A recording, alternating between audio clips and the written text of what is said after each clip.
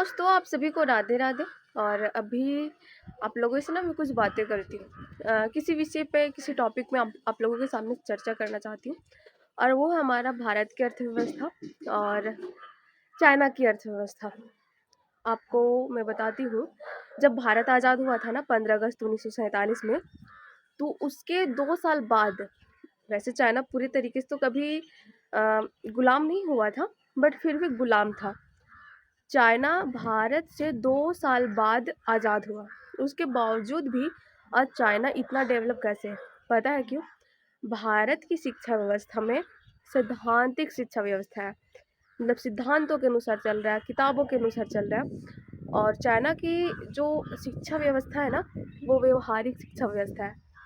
किसी टेक्नोलॉजी को कैसे डेवलप करना है, किसी कार को कैसे बनाना है, इन सारी चीज़ों पे बहुत अधिक बल दिया जाता है।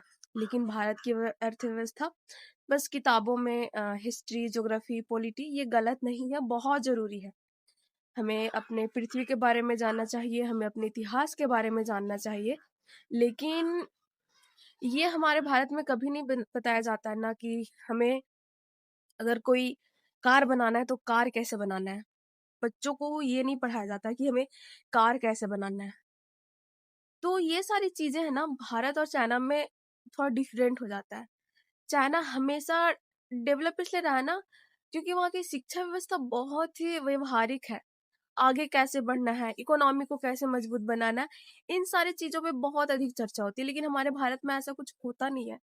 और अगर जिस दिन हमारे भारत में व्यवहारिक शिक्षा व्यवस्था आ जाए ना, जैसे फॉर एग्जाम्पल अभी सरकारी स्कूल में जैसे कंप्यूटर की व्यवस्था की जा रही है, कुछ लगभग 5-6 सालों में ये परिवर्तन हुआ है, जो कि एक बहुत अच्छा कदम है।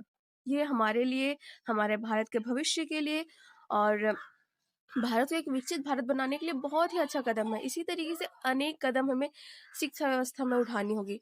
और सबसे ज़रूरी बात ना कि भारत में जो शिक्षा व्यवस्था पे शिक्षा पे जो टैक्स है ना, वो टैक्स कम करना होगा। शायद आपको जानकर आश्चर्य हो कि भारत में टैक्स के मामले में सबसे अधिक टैक्स के मामले में शिक्षा व्यवस्था दूसरे नंबर पे है। अब बताइए, जिस शिक्षा व्यवस्था के दम पे हमारे भारत को विकसित भारत बनाना है विकासशील से, उस शिक्षा व्यवस्था में इतना अधिक टैक्स है, तो बच्चा पढ़ेगा कैसे?